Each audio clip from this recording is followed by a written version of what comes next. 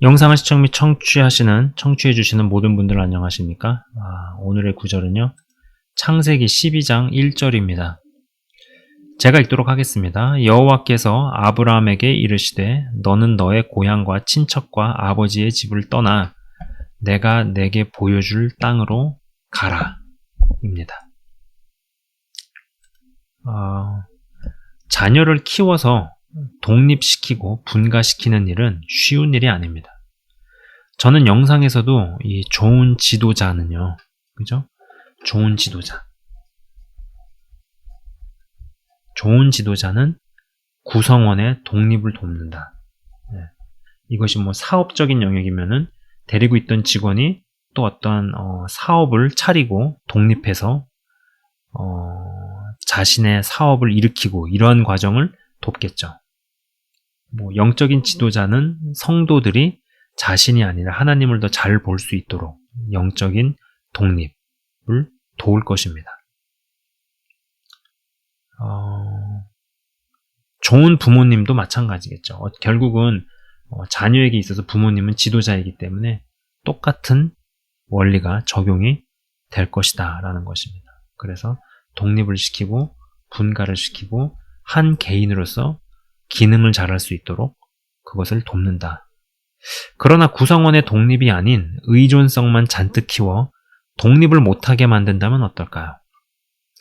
영적 지도자가 성도분들로 하여금 예수님을 스스로 잘 볼 수 있도록 하는 게 아닌 사역자만 쳐다보게 만든다면, 예수의 제자가 아닌 사역자의 제자로만 만든다면, 헌데 중요한 것은 이러한 비슷한 일이 가정에서도 이러한 일들이 있다라는 것입니다. 고향과 친척과 아버지의 집을 떠나라고 이야기합니다. 아까 이제 본문 구절에서 읽은 대목이에요. 고향과 친척과 아버지의 집 떠나라 이야기합니다. 결혼을 해서 남편 혹은 아내와 한 가정을 일궈 나가면 그때부터는요, 새로운 원가정입니다. 헌데 몸은 분리되었으나 정신이 분리 안 된 케이스는 허다합니다. 여전히 품 안의 자식으로 생각하거나 자라날 때부터 정신이 분리가 안 되는 구조로 가는 경우도 많습니다. 전 부모로서 자녀에게 지나친 희생이나 헌신이 오히려 그 자녀가 결혼을 해서 가정을 이루어도 남편과 아내의 하나됨을 막고 창세기 12장 1절 말씀의 성취를 막는 일도 많다는 것입니다. 몸이 부서지도록 일을 해서 자녀를 키우고 대학을 보내면 나를 교육시키기 위해 어머니 혹은 아버지가 이만큼의 고생을 했다는 것에 미안함이나 죄책감을 느낍니다. 또 이것을 어필하면서 결혼에 떠난 자녀를 조종하거나 움직이는 일들도 있죠. 이러한 구조에서 남편 혹은 아내가 정신적인 어려움을 겪는 경우들은 무척이나 많습니다. 뭐 이제 사위나 혹은 며느리가 되겠죠. 네. 일일이 이야기할 수도 없고 보고가 안 된 것들도 굉장히 많습니다. 예수를 믿습니다. 그러나 자신의 어머니가 이른 나이에 과부가 되어서 어렵게 자녀들을 키웠습니다. 그 자녀들 중 아들이 결혼을 합니다. 그러나 문화적으로 정신적으로 독립을 못합니다. 건강한 거리를 두려해도 이제 인구 밀도도 좁은 땅에서 친인척들이 얽히고 설켜 있습니다. 아내 혹은 남편과 상의를 해서 무엇을 하지 않습니다. 아니, 내가 이 집안의 남종 혹은 여종으로 들어온 느낌입니다. 심한 경우에는 내가 누구와 결혼을 했는지도 헷갈릴 지경입니다. 건강한 거리에서 건강하게 독립하는 법을 이전 세대들도 잘 모르고 지금의 사람들도 잘 모른다는 생각을 해보곤 할 때가 있습니다. 이것이 좀 저 자신에게도 해당하는 것 같습니다. 유교 문화권에서 부모를 공경하고 어른을 공경하고 하는 것은 좋은 관습이라 생각합니다만 새로운 가정의 남편과 아내의 결속을 해치면서 이것에 영향을 나쁘게 행사하면서 부모를 공경하도록 조종을 받는 일들이 적지 않습니다. 몸만 본토 친척 아비를 떠난다고 될 일이 아닙니다. 정신적으로, 문화적으로, 영적으로 떠나는 것이 되어야 하는데 이게 되진 않습니다. 한 공간에 있어서 한 집에 같이 살아도 남편은 자신의 집안 문화에 쩌들어 있는 것 같습니다. 아내는 자신의 집안 문화에 쩌들어 있는 것 같습니다. 친정 부모가 혹은 시부모가 사위나 며느리를 쉽게 생각하고 부부가 사는 집에 들락거리는 경우도 있고 필요한 도움들을 주면서 자신들에게 의존을 하게 하는 경우, 길들이는 경우, 조종하는 경우도 있습니다. 인간이 참 묘합니다. 상대에게 도움을 줍니다. 상대는 도움이 필요하기에 받습니다. 그러나 인간관계는 서로가 편하게 생각해야 유지가 됩니다. 불편하지만 필요한 도움을 주기에 유지되는 관계는 필요한 도움을 더 이상 얻을 수 없다 싶으면 도움받던 쪽이 떠납니다. 도움을 준 쪽은 상대방이 받을 것만 다 받고 배신했다고 생각할 수도 있습니다만 인간은 불편한 것을 원래 싫어하고 관계는 주고받는 것이 좋습니다. 주기만 하는 관계 혹은 받기만 하는 관계는 오래 못 간다는 것이죠. 제가 언젠가 분당에서 몇 개월간 머물고 있었을 때 저녁에 어떤 일을 마치고 숙소로 돌아가던 중에 허리가 거의 90도 가까이 앞으로 수그러진, 뭐 이제 90도라고 하면 그건 좀 약간 좀 과장일 수 있지만은요, 굉장히 앞으로 수그러진 채 지팡이를 의지해가지고 늦은 밤에 버스를 타려고 가려는 할머니가 계셨어요. 그런 할머니를 마주친 적이 있습니다. 그러면서 이제 뭐 어떻게 자연스럽게 이야기가 시작이 돼서 무슨 서류를 처리해야 하는데 어쩌고 저쩌고 다소 횡설수설하신 부분도 있었는데 이미 무슨 볼일을 처리하기에는 시간이 너무 지체되었고요. 한밤중이어서 집으로 돌아가야 하는데 거동도 불편해 보이는데 자신의 집으로 돌아가기 위해 또 버스를 타야 하는 상황이었는데요. 제가 버스 정류장까지 같이 갔을 때 마지막 버스가 떠난 상황이었습니다. 저는 막차 시간이 아직 남은 다른 버스들도 그 할머니를 해당 목적지까지 데려다 줄 줄 알고 같이 좀 기다려 주었습니다. 왠지 그래야 할 것 같은 생각도 들었습니다.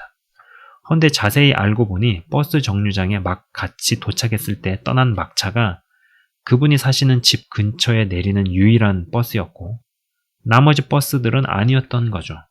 그래서 제가 택시를 잡아드리고 택시 기사분에게 좀 넉넉하게 비용을 드리고 집 앞까지 모셔달라고 부탁을 했었습니다.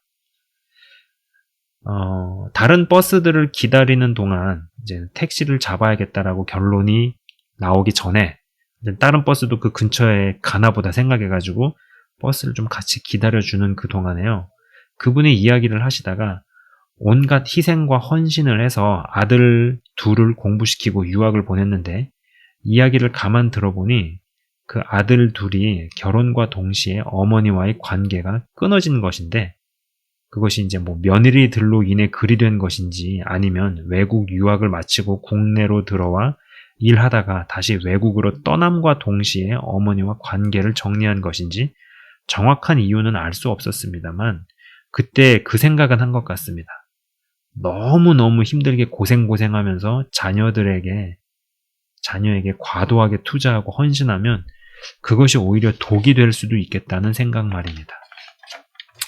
또 이와는 반대의 경우로 부모가 재산을 움켜쥐고 자녀들에게 찔끔찔끔 주면서 결혼해서 분가한 가정에 영향력을 행사하는 경우도 있습니다. 사실 뭐 이 양쪽의 경우가 다 사람에게 편안함을 주지 않습니다. 그래서 받을 도움을 받고 나서 떠나거나 받을 도움을 계속 받아야 하기에 불편해도 머무르게 됩니다. 이 두 가지 경우가 다 바르고 건강하다는 생각이 들지 않습니다. 참 어렵습니다.